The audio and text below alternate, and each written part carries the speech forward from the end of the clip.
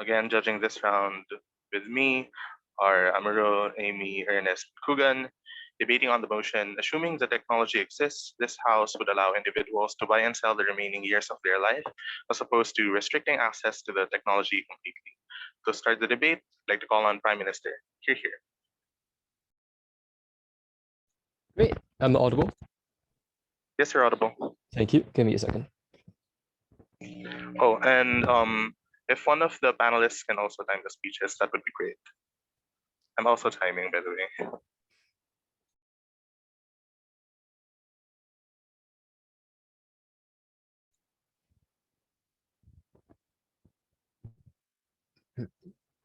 Okay.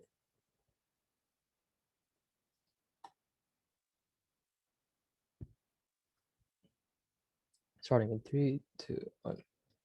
Look, ladies and gentlemen in the panel, as bizarre as this might seem in the first place, we think in today's society, when you overwork yourself, when you basically overdose on alcohol, we think that you're basically trading off your years of life in the first place. This is something that's really accepted in today's society. It isn't as bizarre as you might seem. I'll just tell you about the model and how this actually look like in our burdens, and talk about the principal justification of how we increase autonomy on our side of the house, and the manifold practical benefits on our side of the house that's exclusive to OG as well. What does the model look like? Firstly, we think of the buying and selling of years of life. It can be like buying and sell for like in a closed market, just as we already do in like the stock market and all that. It's going to be a very regulated market where you can sell and buy for money, which is like probably like the most probable means of exchange. Anyway, secondly, this will be done in a very sanitary and regulated environment. Thirdly, we're going to give them a lot of opt-out mechanisms, and we're going to give them like quantifiable mechanisms to see if this is something that's like good for you in the first place. If you actually do want to opt into it, we're going to give them all the opt-out mechanisms they do, just as we give them opt-out mechanisms like euthanasia and all that.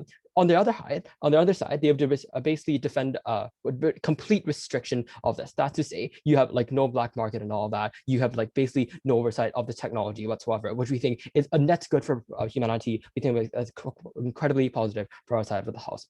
The team that wins the debate is firstly the team that proves the principal justifications, and secondly the team that actually proves which side actually maximizes happiness on our side of the house. I'll briefly talk about principle and then practical, and why this is something that's so good, but OG will defend. Firstly, we think that we basically increase the autonomy, which is extremely important for people on the ground. Why is it the case? Explicitly, because we think that firstly, years of life is something that's very important for people, right? That's something like you're more likely to like think about it in the first place. But secondly, we think that quantifiably, you expand the choices in several ways. I already told you how when you like basically overstress yourself in corporation, trying to slave yourself to get to like this higher corporate ladder, when you basically overdose on alcohol, that's a clear trade-off of life. We think that firstly, you're more likely to quantify these things in the first place, but secondly, we think that the government itself has a very large incentive and a very large principled obligation to expand choices. Just as in the developed world, many developed or developing countries have already been expanding things like euthanasia, like abortion. We think that's pretty justified for people to actually do this as well, just to have more choice, because we think that inherently the government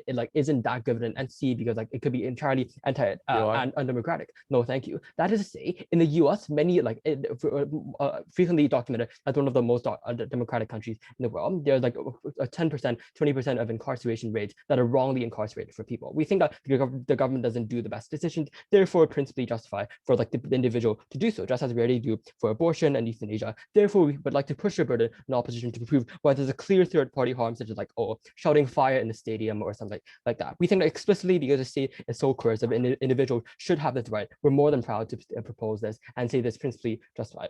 Let's talk about the practical and basically preempt what OP would say. We think that OP would probably come up and say that firstly, there's something that they will probably be like very reckless. We think that on the other hand, there's far more likely there's already a deterring factor in there. Secondly, in my model, I already told you about like terms and conditions and how you're going to be introduced to other mechanisms if you want to say like stimulus, if you want some sort of like money or financial aid in the first place. We think that thirdly, there are many like familial factors bounding you from doing this in the first place. We do think that like the explicit benefits I'll tell you later on are able to overcome this, and you're going to have a much better society on our side of the house. But secondly, I also like to briefly tell you that the remaining years of today's debate, like you basically, the crux of today's debate is like selling and like buying remaining years of life. I think that these remaining years aren't that good anyway. That's to say, firstly, you probably are going lots of medical treatments and medical conditions. Secondly, you might have the stress of like witnessing many of your close friends, many of your like loved ones pass away. And thirdly, you might just have a lot of insecurities about how much I've like basically done and witnessed in my entire life. I think that's why,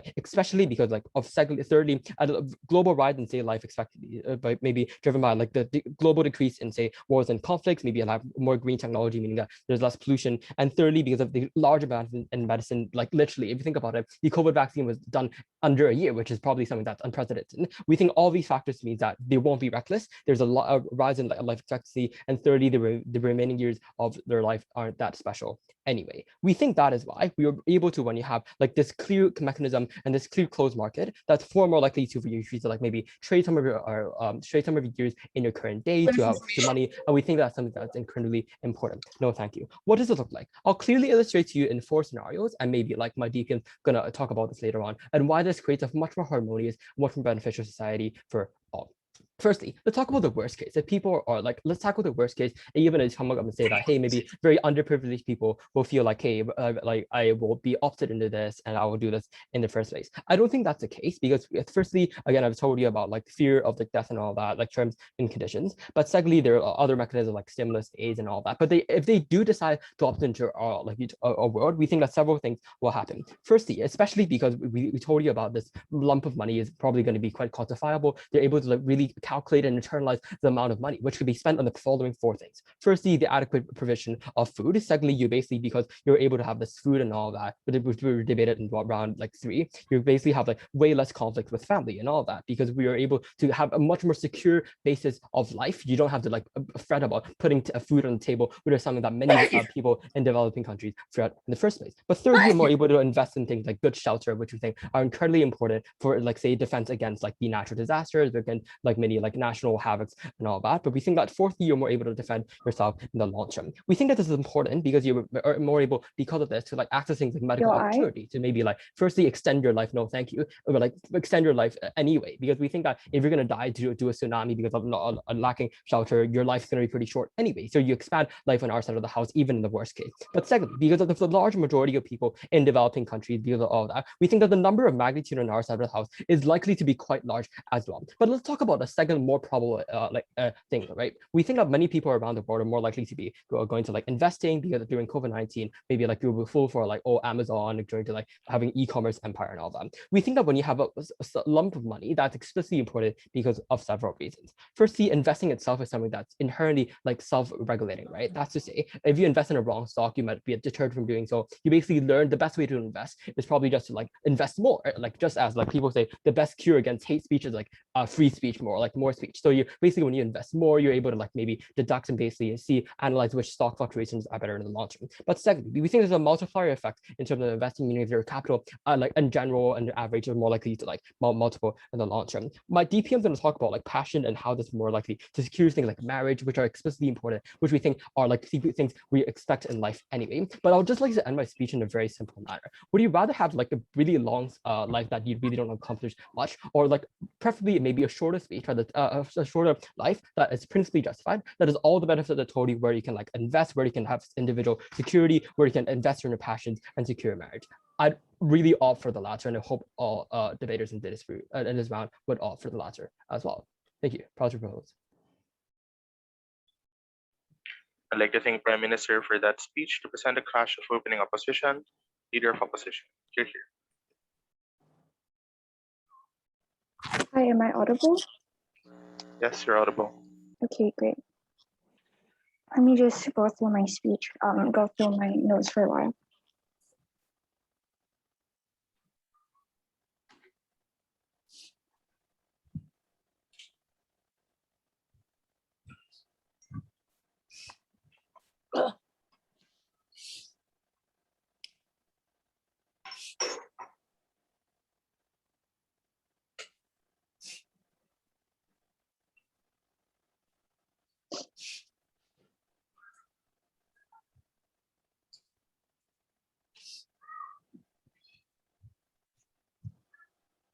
Okay.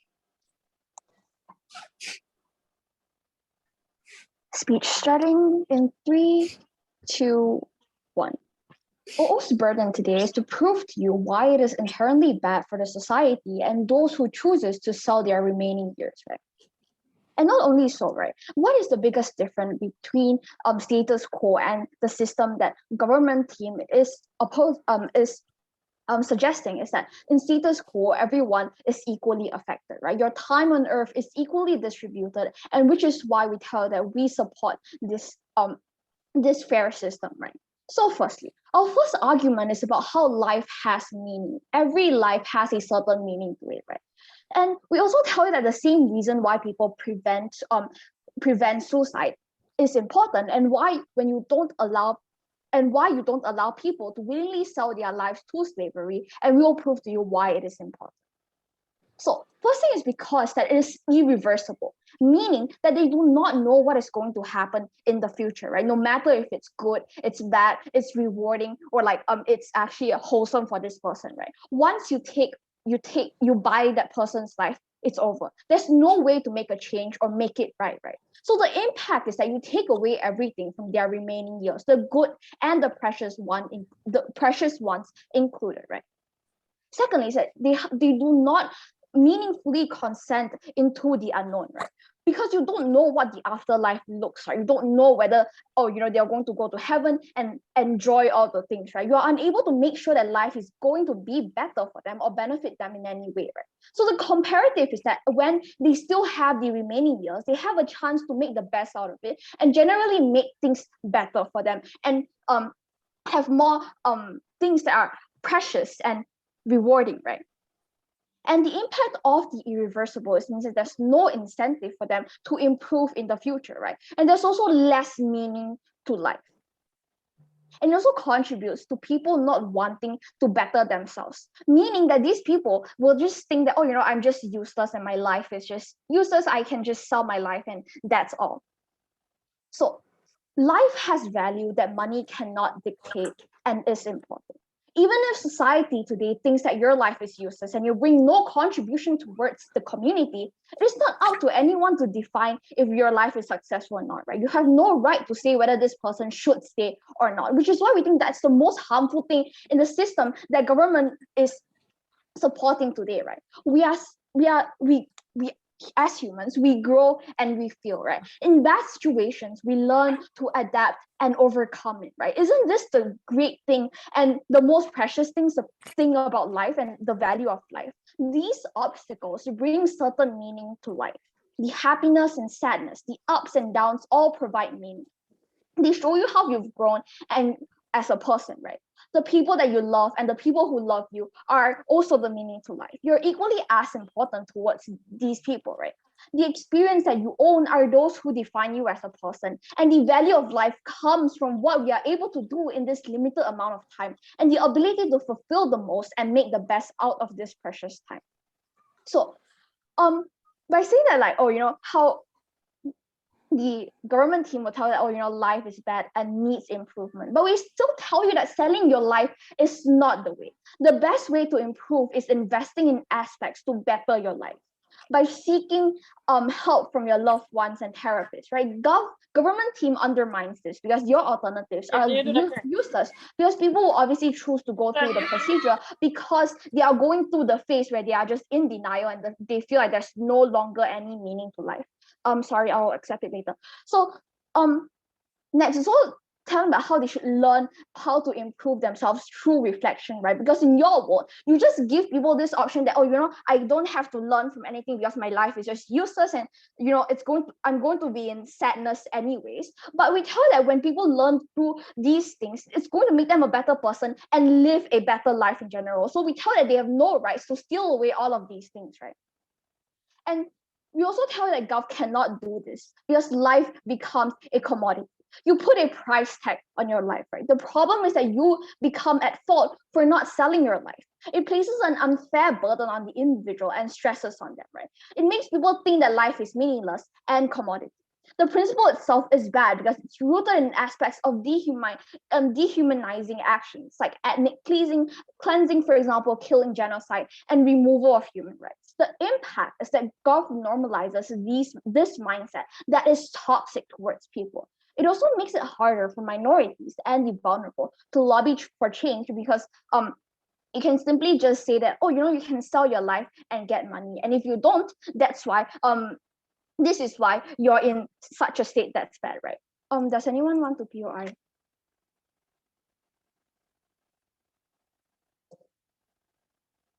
Okay, then okay, moving on to why this is like just a state of like this is just a phase that you are in, and why is it so bad towards these people, right?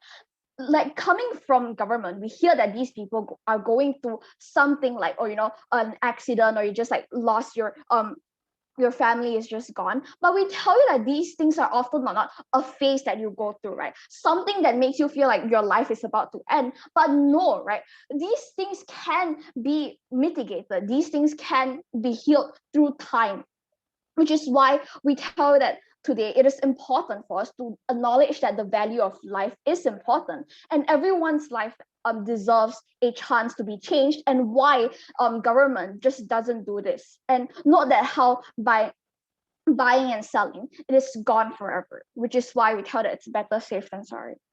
Yeah, better than my speech. Thank you for that speech, Leader of Opposition, to extend the case of opening government, Deputy Prime Minister. Here. Hello, is this volume okay? Yep. Thanks so much.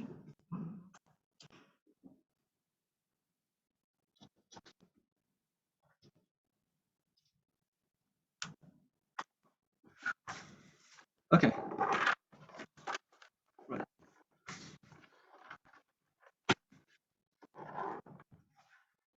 I'm gonna start this speech in 5. Oh, sorry. Also for POIs, I prefer them in the chat, so please don't shout. Thanks. Okay.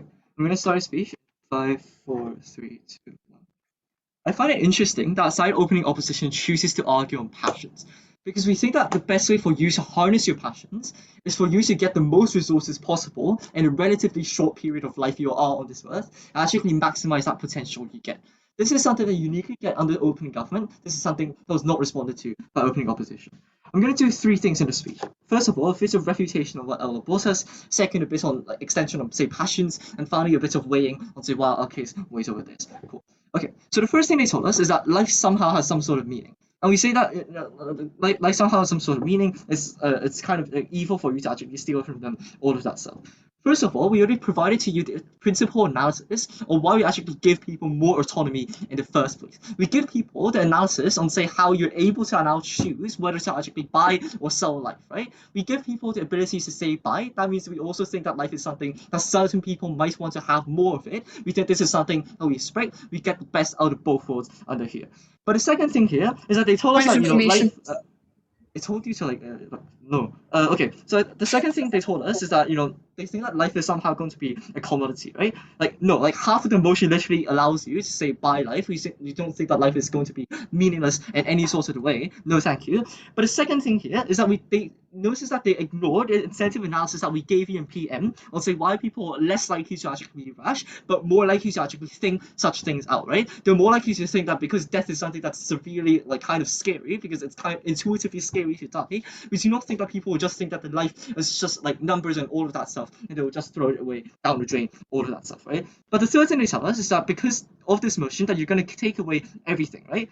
I think we're going to have 3 layers of analysis to this. The first of all is that we think that they ignored our principled analysis and say why you get free choice, why you get more autonomy. But the second thing here is that they never told us on, say, why life is something that's inherently going to be better than saying having a life that's certainly more meaningful and something that's more able to actually harness all of your passions and harness all of your resources. This is also something I'm going to deal with in my extension later on. The final thing they told us is that you're not going to have an incentive to actually improve. We see that in lots of circumstances, people are not that privileged in order to actually get some sort of improvement. My PM told you in lots of scenarios, such as in LDCs, where people are locked into cycles of poverty, people simply do not have the institutional analysis, people simply do not have the institutional capacity to actually improve themselves, right? Because they're still falling into a cycle of debt, they still have to pay for children, pay for school, pay for their own meals, trying to get that bread get that bread on piece of on that table. We think a lot of people do not have such privileges in order to actually improve. We said this motion also uniquely deals with that by allowing them to have the capital, by allowing them to have the resources to uniquely improve. This is also something that we deal with you even better. But the second thing here is that we also told you that passion is something that allows you to uniquely improve later on, and we're also going to deal with this later on in my speech. Cool. So moving on to a few bits of extended analysis on, say, how you actually actually maximize your life and how that trade-off is something that's worth it. I first like to extend like just teeny bits and say why that trade-off is something that's worth it. Because notice that the last 20 years of your life is basically a glorified way of saying that you're waiting to die and therefore you're going to enter this period called retirement. We do not think that during like say your 80s or 90s or 100s, think that this life is certainly going to be extremely more productive than say in your 20s, 30s and 40s. We think that what's the comparative here is that when you're on our side, when you're able to actually maximize your life, especially with that capital gain from such emotion, you're able to do things of your own liking. You're able to actually pursue your own passions, such as things such as music and dance, architecture, literary expression. All of these things are able for you to actually do so on the outside of the house. How does this mechanize out inside outside? First of all, you're able to actually get things such as Skillshare or like get like things such as tutoring platforms, right? You're able to actually indulge into your own passions. You're able to actually indulge into your own interests, which makes your life where you're actually able to do it much more fulfilling. But the second thing here is that notice the analysis on our side of the house is that you're most able to actually achieve those passions when you're able to actually achieve them in say a relatively earlier stage of your life. We told you a lot of times when say that if you're very invested in football, we think you're more able to actually play football when you say of a relatively young age, such as 20 or 30s, when compared with say ages of 70s or 80s. We think this is also something that we uniquely bring to you. We're able to uniquely and you're able to uniquely magnify the happiness that people actually experience in their lives, right? We think that due to like things such as medical advancements, all of that stuff, we think that people's lives are generally going to be still improving. But we tell you that at the end of the day, we think that the trade-offs is something that's still willing to accept, because at the long term, we think that if you actually live out your life to say 100 or even above that, you're still going to have to deal with certain things such as stress, or say losing your family, or say having certain chronic illnesses that science still cannot cure. We think that on comparison, this is something that's far, far much better. Why is being able to harness your passion something that's intrinsically good, right? First of all, we think you have more autonomy, right? We think that money is a unique catalyst for lots of things. With money, you're able to choose where you're able to eat, you're able to choose where you should live, you're also able to choose what you should do as a living, whether you should like say, maybe you should say invest in say gaming or say invest in something else, right? We think this is also something that gives you more autonomy in general, especially when you say you're able to actually harness this in the most productive years of your life, right? The second thing here is that you can decide if you want to opt into passions, or like say decide if you want to opt into other aspects, right? For example, if you really like science and all of that stuff, then you can say I'm relatively going to prioritize these things instead of things such as humanities, instead of things such as history, right? We think that incentive analysis of here is also something that's clear, because people now have the autonomy to choose. People now have the ability to actually make the best decisions for themselves. The third thing is that you're more able to actually self-actualize. You're able to think of things such as comfort and also things such as marriage, things such as relationships, having children, all of that stuff, right? Notice that when you have money, this is also something that uniquely allows you to get lots of earthly pleasures that you otherwise would not have. We think marriage is something that's much likely to be happier if you have the money to actually provide for your kids, if you have the money to actually provide for your education, when compared with a scenario where you're still struggling on the edge of like say poverty cycle, where you're still struggling on the edge of the poverty line. We think this is also something that's uniquely beneficial on the outside of the house. But finally, we also say that in current society, there are lots of ways to actually help you, even if you think your life is something that's kind of useless, right? We think with the rise of, say, like social media, or like with the rise of Google, you're intrinsically able to actually find things such as self-help. You're intrinsically able to actually find people to talk to. For example, in Hong Kong, you have charities like the Samaritans. All of these things actually make your life much, much more meaningful. A few bits of weighing. I want to say why this is something that's likely to be better. First of all, we say that on like say magnitude, we think you're able to impact a much more people, right?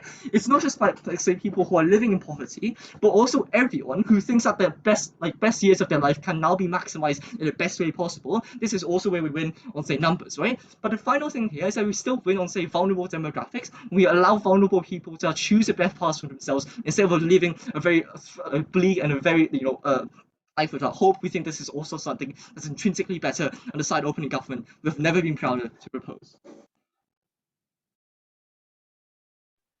Thank you for the speech, Deputy Prime Minister. To wrap up opening exchange, Deputy Leader of Opposition. Here. Hello, am I audible? Yes. Okay, give me a few seconds. Thank you.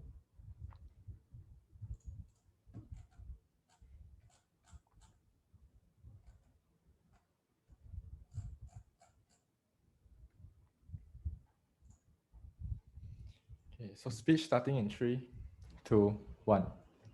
So it's been established in this debate that the meaning of life is something that is very contentious. So on side government, what they tell you is that the meaning of life is there is no meaning at all. You are nothing but commodity. They try to counter this by saying like, oh, if you buy something, if you buy your life, you're worth something. But we tell you this is not the meaning of life. From what my first speakers already told you, the meaning of life has a lot of different aspects that money you cannot be pointed out as money or for monetary value. We tell you that what government is doing is you are basically saying that your life is nothing but a commodity. This leads to a lot of harms that I'll be talking about later on in my speech. So a few responses to what government has brought forward. So firstly they tell you that when you sell your remaining life, you are able to better enjoy your passions, or you are better to able to enjoy like stuff you want. But we don't see how this is true. They offer no analysis as to why that is true. Secondly, we think when you sell off your remaining life, you don't even have a life to enjoy what you want to do anymore. So we cannot see how they are going to be able to enjoy all the benefits aside government chooses to tell you in a very idealistic way. We think everything they say is untrue, and we tell you that the autonomy that they choose to promote is something that we do not stand for. Because when you compare the autonomy that they're choosing to say, they are putting all the faith in the people to make the right choices. I don't think the people in this situation, especially the vulnerable, have the capability to make the right choices. I'll be diverging into that later on in my speech. But secondly, we think that what they are doing is they are encouraging the narrative that life is meaningless and people can use life as a commodity, and they're also trying to promote the notion that they're also in the sense promoting the same principles as genocide and promoting ethnic cleansing or eugenics by saying that the weak are useless and they have nothing worth except they are worthless. So we believe that your autonomy is something we are not going to trade off for, because you're basically promoting the principles of suicide, and we do not agree with that because we don't think this is the right way. You also talk about how like people are scared of death, so there's no incentive. But then I don't see how that's going to pertain, how that's relevant, because we don't think that the people will even have like the incentive to, if that is true, then they have no incentive on your side. Secondly, we think that this is going to be even worse, even better on our side when you actually give them the meaning.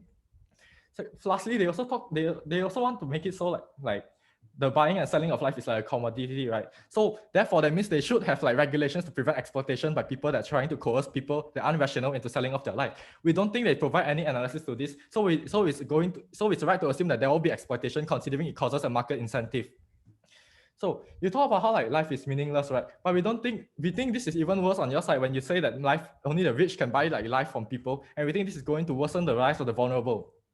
Because one, you devalue them as humans, you dehumanize them, you say that their feelings are nothing, they are useless, they are nothing but commodity. And in fact, these are the majority of the people on the ground that you do not support. These are the majority of people that are going to be exploited under your system.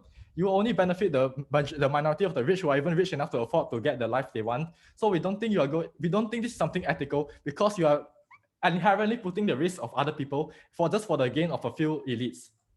We think that this is something that authoritarian governments use, and we think this is something that's so unethical and a violation of human rights that we do not stand for. So let's talk about how coercion happens on their side, right? We think because by virtue of the fact that you're buying and selling, you create a market incentive for people to want to gain life or people to sell their own life. So how does coercion happen, right? So for two aspects, one is misinformation. Firstly, people do not know what their life is going to be like in the future. People do not know the unknown. You cannot, just because by virtue of the fact that they cannot make a rational decision, we don't think it's right to pinpoint them and to give them the ability to make the correct choice when they can't even have like the information to make it the correct choice. Secondly, about rationality, right? These people are the vulnerable look like in this case is the people who are poor, the people who are unfortunate, the sick, the people who suffer from mental health issues or physical issues that cause them to lose their rationality because of the way that they are thinking, right? Especially on the mental health aspect. So obviously, it's not okay for you to say that they are able to provide the right decision and end their life just because they are so-called rational, when the fact is they will be the people that are going to actually benefit on your side. We think they aren't even rational in the first place. So why do we think that coercion will happen? Because of the rich people that use it for their personal gain, especially the elites that want to stay in power for a long time. We think that these people are the ones that are going to coerce the weak, coerce the mentally broken people, the people without the rationality, because they are easily enticed, right? We think they are going to be the ones that are going to be coerced. So the problem with this is, right, these people have, the elites have the financial incentive to do so by implementing the mindset that the poor are like worth money, but their lives aren't meaningful. We think this is going to be very bad for like the people on the ground, and you take away the incentive for them to improve their life, and you take away the meaning of life. These principles aren't different from the principles of genocide or ethnic cleansing when you dehumanize people and say that they are worthless. So the impact of this is that the rich and the powerful have the capital to buy lives and to strip away the rights from the living. They strip the rights away from the poor and the vulnerable. We think that this in and of itself is a very big harm, considering most of the people are the people that suffer from like poverty rates or people that suffer from mental health issues where they cannot think straight. So you say you want to end cycles of poverty, right? But you also say that you are taking out the remaining lives of the person itself. So we don't see how they're going to get out of poverty just because they earn a little bit of money from selling off their remaining life. Even so, even if this is true, we don't think they are going to be able to enjoy their life anyway, because when they sell off some of their remaining life just to escape poverty just for a little bit, we don't see how they're going to be able to achieve like any benefits that you want to talk about. So on exploitation, right? That we believe there are going to be problems when the upper elites tell you that your life is meaningless, and then especially that the elites with like the need for political power and to stay in power for a long time. We think what they're going to do is they're going to coerce the poor to give up their lives for them. They're going to give up the monetary value that they get from the poor sacrificing themselves. This can manifest in ways such as victim blaming, or because you blame them because like you have a problem, it's your fault, and you don't sell your lives. We think that this is something inherently bad because you are taking away the meaning from them and you're just to power yourself. What happens then is you screw over all the people on the ground because you provide them zero incentive to like get better. You provide them zero incentive to like focus on their lives. And comparatively, on grassroots, what you're doing is you're empowering the elites and you're empowering the rich people and the powerful people to stay in power longer by coercing the vulnerable on the ground. This is something we do not want because this is a huge harm towards all of the people, and the net harm that is caused by this is something that we don't think should be traded off for just because the government believes that some people have like the rationality to make the right choice.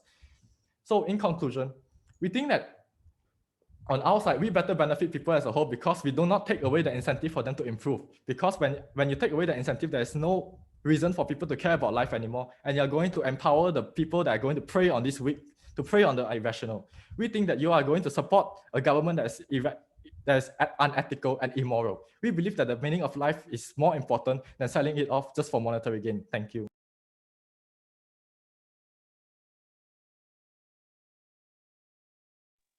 Thank you for that speech, Deputy Leader of Opposition. To open the closing half, Member of Government. Here. Hi, am I audible? Is it possible for you to move closer to the mic? Is it okay? Is now better? Is it audible now? Yep, that's better. Okay, cool. I'll be on. Wait, fuck, timer. I forgot timer. Sorry. I'll be starting my speech in 3, 2, 1. It should be radical to say that dying children should live, ladies and gentlemen. Let's acknowledge that at least.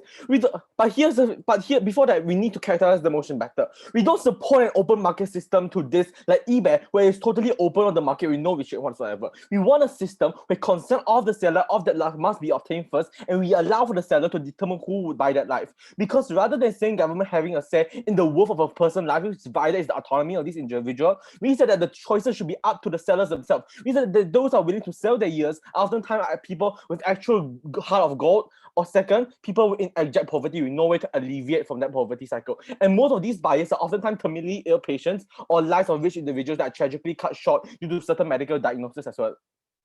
We say that when you get older, life oftentimes gets harder as a result, and you lack a lot of opportunities or the capability to carry out a lot of activities in life. Rather than using that life to continuously suffer, we say that it is better that we utilize this mechanism to reduce the life of suffering, especially when they're completely paralyzed or in a more or less vegetative state, but also give that life to someone that truly deserves it. Cancer patients that want to use that life in order to carry out their bucket list, or any sort of individual that want to have their life, cut short and have not opportunities to carry out and value the beauty of life. We said that in a principle level, that we said that we value life as something that ought to be used in the most optimal way possible, and we give hope to children or individuals that are terminally ill or those that cannot carry out their goals in life because they were cut short. We also say that life can be something that is valuable and something that people will want to value more and to optimize that life in the best possible way.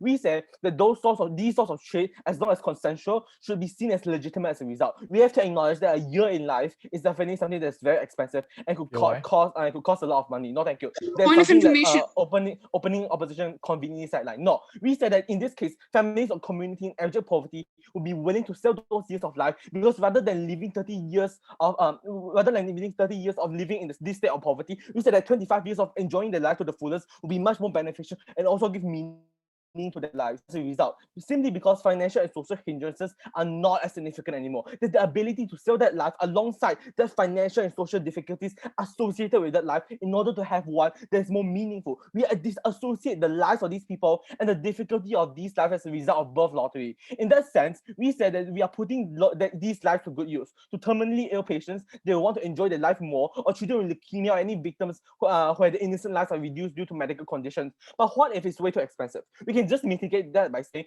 a lot of charities, organizations like NGOs or charities which are non-profit in nature are able to pay for this as well. The cost doesn't have to be exclusively a burden for those that are buying this, especially when several charities out there exist that can help cover the cost. But what is in it for the buyers then? Keep in mind when they know that their lives are cut short, they tend to be very hopeless and nihilistic as a result, see no meaning in their lives and wanting to end it all. That sort of psychological and mental burden should not be experienced on by these innocent victims here, ladies and gentlemen. So this is why this motion comes into play here. When you give life to these victims, there's a sense of hope out there that allows for these people to live their life to the fullest, because it allows for that knowledge of why and when you die. That is the main reason as to why that sense of awareness about their own situation and understand the value of life in a world, in such a world. But what if someone is extremely rich, right? But their lives are cut short significantly. We said that there is incentive for these people to enjoy their wealth by utilizing it, and that there is an incentive for these people to and that can only happen if they can live a longer life to better enjoy and utilize that wealth. It incentivizes this individual to buy such lives at expensive price.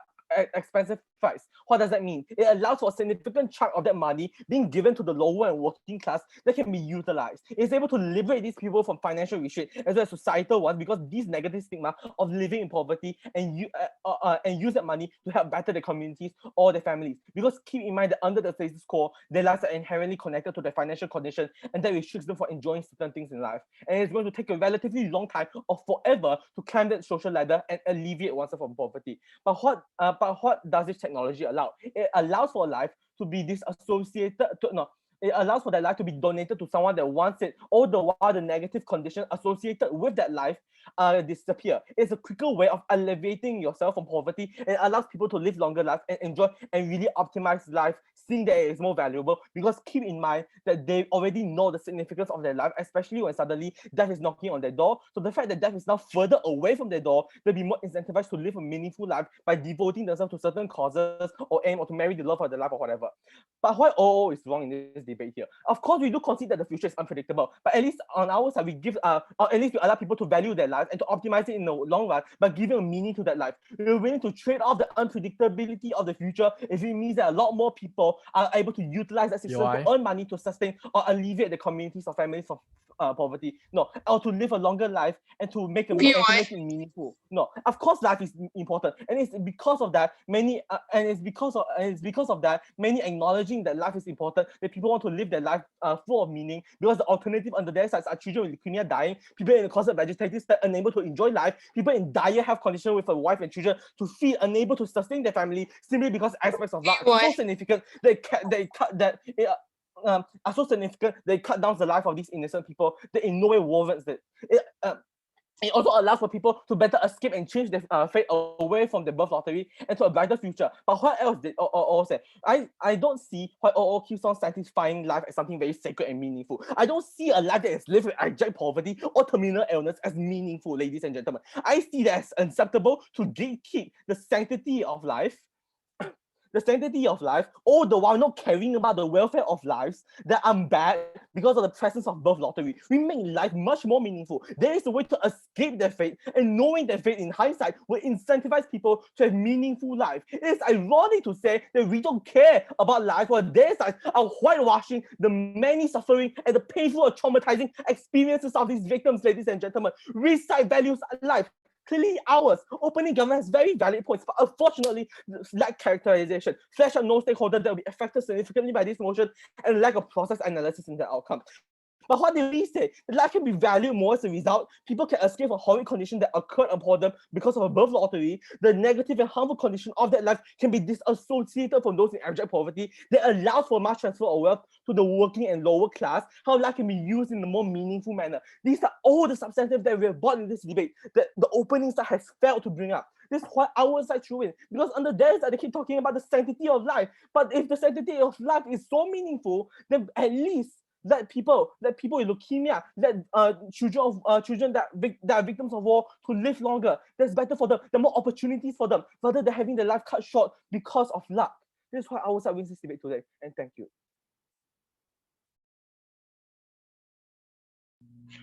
Thank you for that speech, Member of Government. To continue opposition's case, Member of Opposition, here. Just a sec, like POI is on verbally, like audibly, please.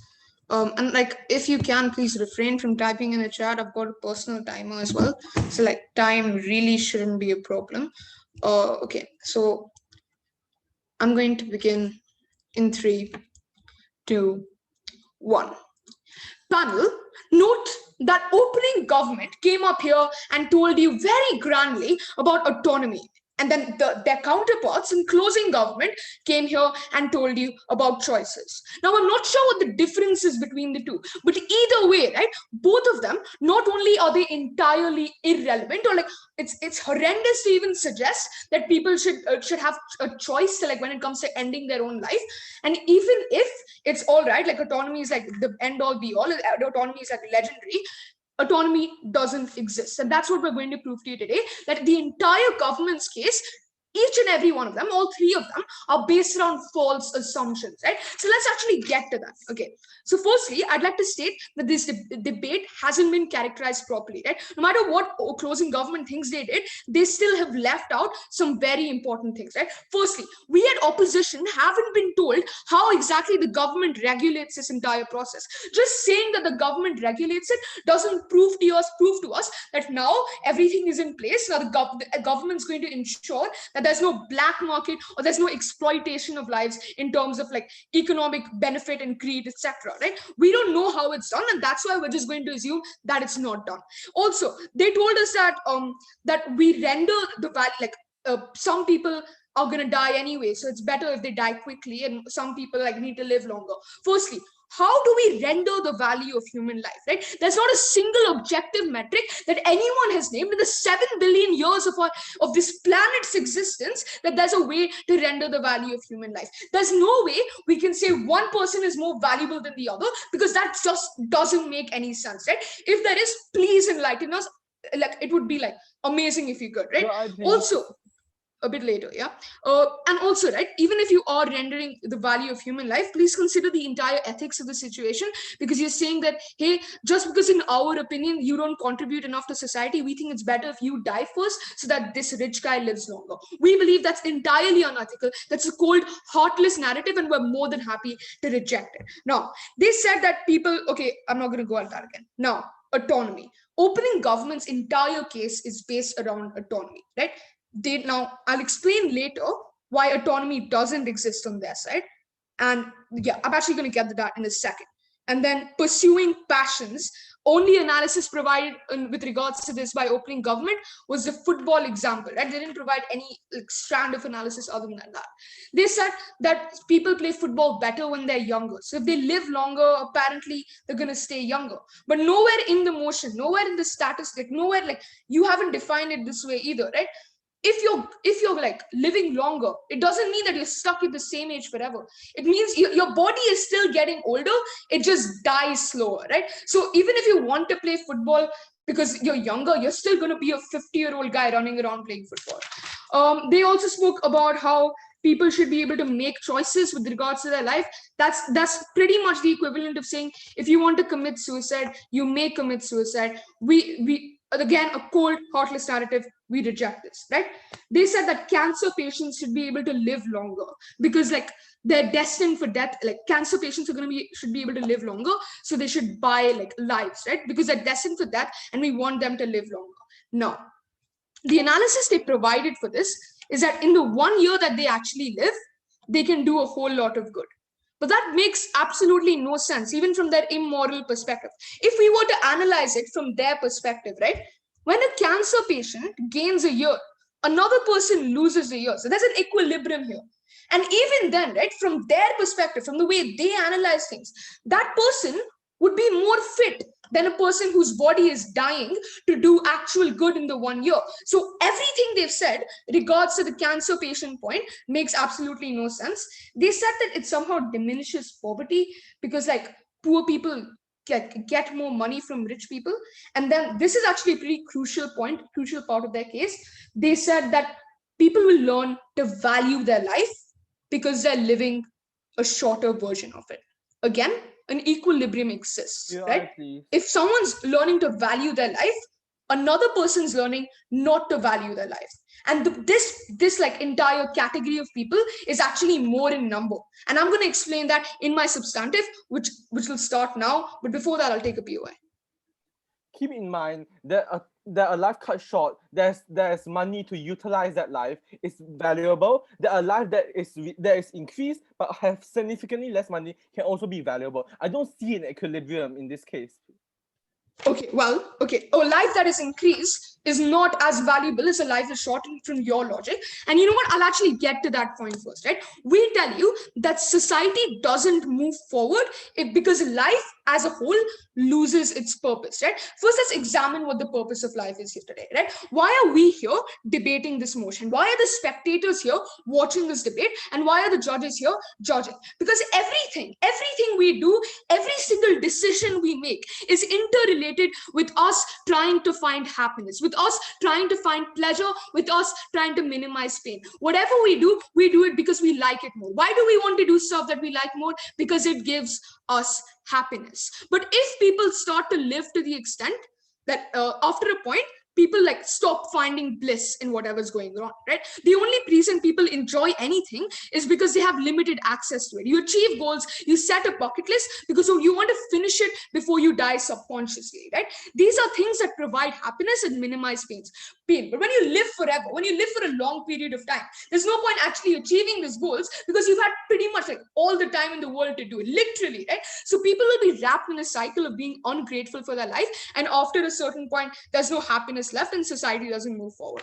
Another thing that hasn't been mentioned by opening opposition, quite surprisingly really, is that there's going to be an exploitation of lives, right? What does this mean? It means that unfair means are used to get people to sell their rights, right? So essentially a black market of lives where people are blackmailed to sell their lives at lower prices. So this means a rich man blackmailing someone to sell their life for like $10 because his son is dying of cancer or something, right? Another, like essentially what happens is that actual individuals are used as resources to benefit others. And they can't say that the government is regulating this because you haven't told us how, so we're just going to assume that they're not, right? So all the benefits where how people like have autonomy and everything diminishes because there's a very possible outcome that they can't choose at all, and they're blackmailed into giving their life away. Another thing is that the rich get exclusive access, but this has been covered. Another thing is because like the rich do get exclusive access, because the rich are fundamentally richer, right?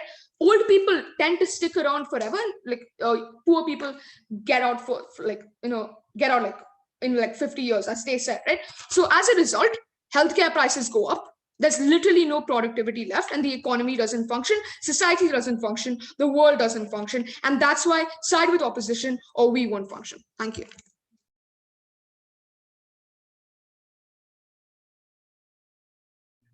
Thank you for that speech, member of opposition. To close off Gov bench, government whip. Here. Hi, am I audible? Yes, you're audible. All right, cool. Let me get my lucky cat real quick. All right, cool. Setting up my timer. Sorry, there's a lot of people around.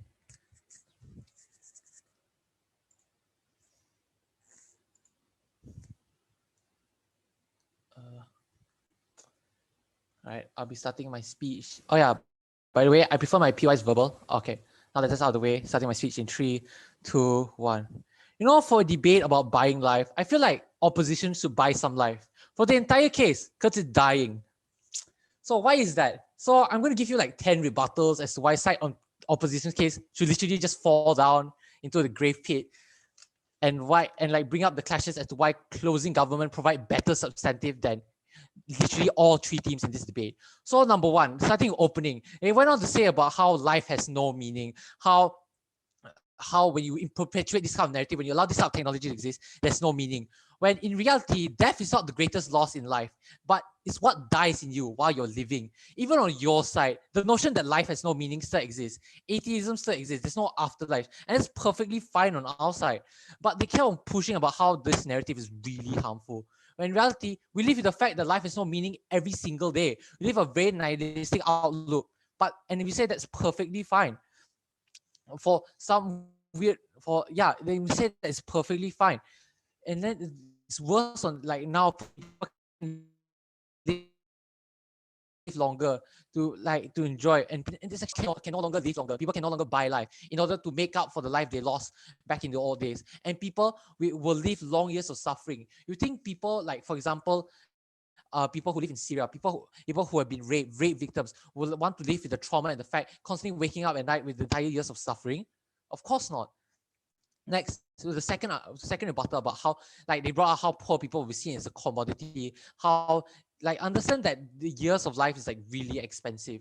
Understand that it's not like the $10 that the site closing member literally said. It's literally not. I'd rather live a life as a king than a person who's a fool for the next 1,000 years. Sure, this is sure they'll be seen as a commodity, but they managed to escape poverty with the one thing they have. What other chances are there for being able to escape poverty in this capitalist world? Yes, from POI, please. Okay, so if you are reducing your case to terminally ill patients, right, what incentive is there to provide palliative care for the poor that cannot afford to die if you can blame them for not selling their life? We're not limiting to just the poor. We're limiting to, sorry, my bad. We're not limiting to just the terminally ill. We're limiting to all spectrums. We're allowing, poor people have to give up their life in order to live a better life. But what other alternative is there? Government funding, food stamp, prostitution? Oh, of course, those exist. But we rather they trade off their life because it's much more sustainable. And by trading off their life, which is much more expensive, they can live a better one. Next, also on your side, on government, and talk about how life is fair, how there's a fixed amount for everyone. Yet this is simply not true because you can die the next day and no one know about it. And then they make this really naive assumption that it's just a phase. Suicide is just a phase. They equated this to suicide for some reason, which is entirely what this debate should not be about. Who at the end of the day, who principally dictates your life? Point of information. No, thank you. People stop you from suicide because there's no benefit at the end of the day. In our case, in this motion, it's literally just you lowering your life with benefits to come out for you to help support your family, for you to come out of poverty. If you commit suicide the next day, nothing's going to happen. Sure, your family is going to cry for a couple months, then they get over it and grieve, but you're still going to be stuck in poverty. Next, about how. And then also furthermore, on their example, it was a really bad example they brought up about suicide. And then even opening government already realizes that's why they implement terms and conditions. No, thank you. Then member brought about black markets for some reason, even though we said we already regulate it. Okay. Next, following rebuttal about how it's irreversible. Understand that this is more of a nitpick. Nothing, no one's saying you can buy back the life you spend. But even though there's another incentive for you not to, because now we have a lot of life, you have a lot of money, you can finally enjoy and escape poverty. Or if you're terminally ill patient, you can help. Next, also talking about how the afterlife is scary, when in reality, there's no real mutual exclusivity. Death is a part of life, not necessarily the end of it. So there's not really an incentive to push why death is bad because it happens on both sides. Next, they also talked about how people want to better themselves after they commit suicide and how the whole value of meaning of life exists. Okay, I'll prove to you as to why on our side it's much more better. From terms of the buyer, when you want to buy life, you essentially have someone to live for. Even if you don't, there's much more life for you to experience. There's much more life for you to finally enjoy. And even if you sell life, understand that this bucket list mentality where there's a lot where you can do everything before you die. And since it's much more shorter, you finally realize that this is your last chance before you die. It's why cancer patients, especially kids, have this thing called Make-A-Wish to experience some joy in life. So it's a really huge thing by meeting their idols before they essentially kick the bucket. Next, furthermore, point of information. About how poor people shouldn't give anything. No, thank you. Poor people shouldn't give anything to the rich. Because principally speaking, when they completely forgot about the ideologies of capitalism, where they already give stuff like their time, their labor. One could argue in a sense that they already give their years of life to the rich. So it's very hard to find any sort of mutual exclusivity on their side. Next, on the 9 POI, like closing member also said this really dodgy thing about how a cancer patient has less value compared to someone who's fit, who essentially gave their life to this cancer patient, which was really messed up. Like I could have just like 4 stubs as hands, no legs, and be completely mute. Yet my value of life would still triumph. No, would still be equal point of to information. everyone else. No, thank you. So I already ranted about why side opposition's case to fall. So what are the 2 main clashes of this debate? Number 1, who benefits the sellers as buyers? Like who are the people, like who benefits sellers as buyers outside obviously, but who are these people and what are the metrics? As well as like what is the term for like value of life? So understand on their side, they talked about euthanasia. Okay, sorry. On their side, they didn't really like give any like proper benefit to this. They talked about poor people, but they limited it to just like poor people. Whereas on our side, we brought in no new substantive by talking about the terminally ill, for example, like cancer patients want to see cancer patients want to see more of their lives. People who like charities who would donate like years of life to them. And then like for some reason opposition talk about euthanasia and the equated euthanasia, which is like not bad, but they lacked a lot of characterization and analysis, which my member managed to like salvage it up and actually gave a proper characterization to this debate. Next, they also talk about how we benefit the poor by allowing a mass transfer of wealth to go to them and how they finally have a fair chance of life.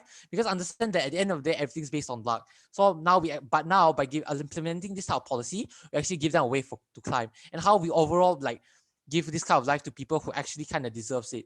For example, criminals on death row have the option to give up life, or how important figureheads in our life like Mother Teresa will be able to live longer and spread more joy to the world. But that's like but that's another thing. And then we present to you like the value of life, because now essentially when your life is shortened, now you start to appreciate your life more. You have this huge high level of awareness, and now even if you do buy more life, you will now have the ability to have a second chance and experience it more and appreciate more. So this is why closing government takes the debate. Here.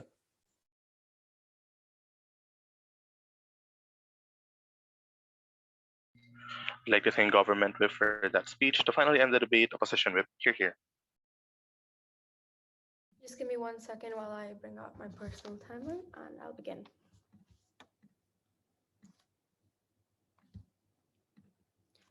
All right, I will start in 3, 2, and 1.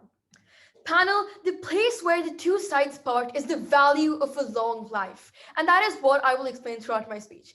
And firstly, I'd like to start off that it's quite funny that I'm the final speaker in this debate and government still hasn't been able to characterize this debate to provide clear definitions about how exactly are they going to run with this motion. They've left hanging questions like, what age will someone be able to sell their life and to buy life? And they haven't even given us a proper understanding of, well, how will the government regulate this? And it was quite funny when one of them said that, well, there will be no black markets. They will regulate the black markets. The government still hasn't been able to regulate massive markets, just the arms markets and the drugs markets. How are you expecting them to manage a market regarding life, regarding years of life? They haven't been able to give us the value of life. For billions of years, nobody has been able to tell us what is the value of a year of life, what is the value of a day, what is the value of a second. Nobody's been able to mention this, right? And they haven't given us some sort of understanding of it either. So this debate has been running on some very bare basis, right? But even if we forget that, or even if we just forget about all that's there, right? I'm going to give in my speech some rebuttal, clashes, and why our side is unique to this debate and why we win this debate, right? Let's start off with the rebuttal via the form of clashes, right? So there are 3 main clashes that we can see, right? The first one is the impact of longer lives, right?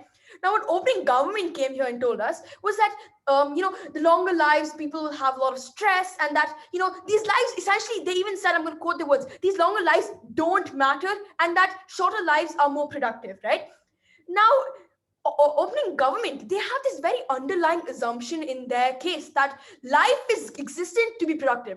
So they say that every human being has to be productive. So they've put in this society's norm that you need to be successful, you need to be productive to survive, you need to be successful to survive. You don't need to live if you're not doing anything. So grandma who's sitting and watching her grandchildren grow, she's just wrong, right? She's not productive. She should die because she doesn't have any worth, right? She should just not be existent because she isn't doing any productive, is she? And opening government came up and spoke about autonomy and free choice, right?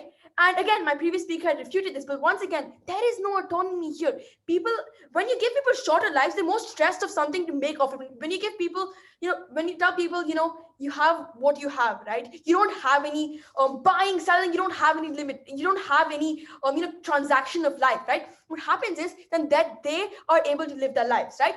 And what they've completely hindsighted is the entire exploitation argument. People can go blackmail someone and tell them, look, I'm going to harm your entire family. You give me 10 years of your life, or you give my boss 10 years of my life. No, thank you. They will give these kinds of, blackmail. What's going to happen is the government can't regulate this. No one can regulate this. It's going to be exploited at a higher level, right? Now, closing government came and gave us that the first speaker of the closing government came up and told us that look at the medically ill, look at the cancer patient. Not everyone here is a cancer patient. So what's going to happen is everyone who isn't a cancer patient, they're going to exploit this method. You're giving them an open place where they can exploit it in whichever way or form they want, right? We're closing opposition tell you life has worth. That's it, period, right? We cannot say that life has no worth, that, oh my God, you live longer. So essentially, every grandparent that exists who finds joy in looking at their grandparents, every parent that's seeing their child grow up to become something in their career, essentially they use this to the world. That's what government says, right? And when you get older, you're able to take up causes. Let's just look at people who have grown old take up climate change as a problem, right? Their life isn't useless. They can still do something which they feel is important, right, until they die, and that's completely fine. Second class is whether death is the way out. Opening government came up and said that death is the best way. They give examples of euthanasia and abortion. Euthanasia is when someone who's feeling exceptional amount of suffering and pain is let go. Here, no one's feeling suffering. Here, the poor just want to give more money to the child. No, thank you. And what's going to happen is that it's commercialization. We're making life a product of capitalism, right? Now, what we and CG comes and says that, well, these poor people, they're getting rid of their lives, right? So essentially, you're coming up and promoting slavery and human sacrifice. And I quote the whip. He said that the poor have already given up their lives to the other people, right? And I really don't find the point in this, because these people still have a life. You can't just say, oh, you're poor, that's why you have no worth of your life. Life is life, and you cannot put a price tag on it, right? Now, what do we at closing opposition tell you? We tell you that you cannot commercialize that. You cannot commercialize life, right? You cannot say that, okay, you're poor, you don't have worth of your life. Oh my God, you're rich, your life's really important. We cannot put it in that manner, right?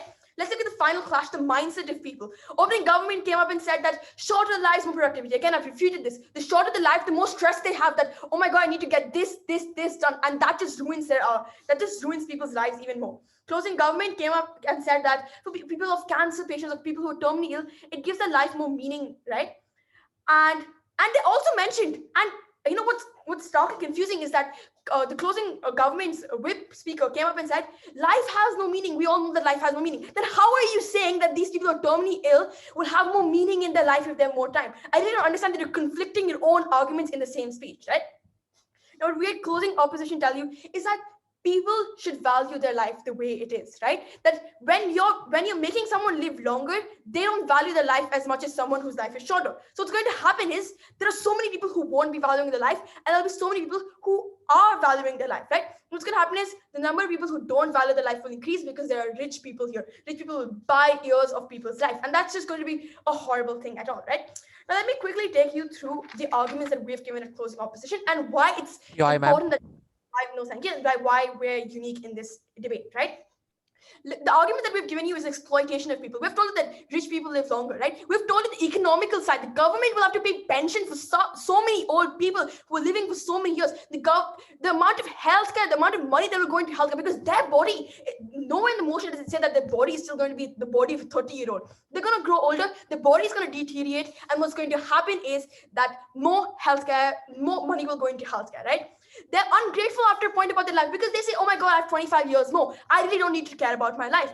They haven't mentioned about children. So essentially a teenager might just be in depression, right? So in their world, there is no mental disease, that people aren't depressed. So essentially, let's just assume, because they haven't defined it, let's just assume that teenagers are allowed to sell their life. So any teenager who's been bullied, oh, I want to sell my life, and they sell 15 years of their life. Who's going to take care of this, right? Panel, life is not a donation or a product. Life cannot be bought by the rich and sold by the poor. Life has moral worth. Promoting a paid suicide is not a world where we should live in. And that is why I'm so proud to oppose this motion today. Thank you. Thank you for that speech, opposition whip. Debaters virtual across the house and give us some time to decide. Can someone from Orcom assign us to a breakout room for deliberations? We can join ourselves. Yeah, you've There's a already button been at the assigned. bottom Just join it straight. Yep. Okay, for judges, let's join room 1.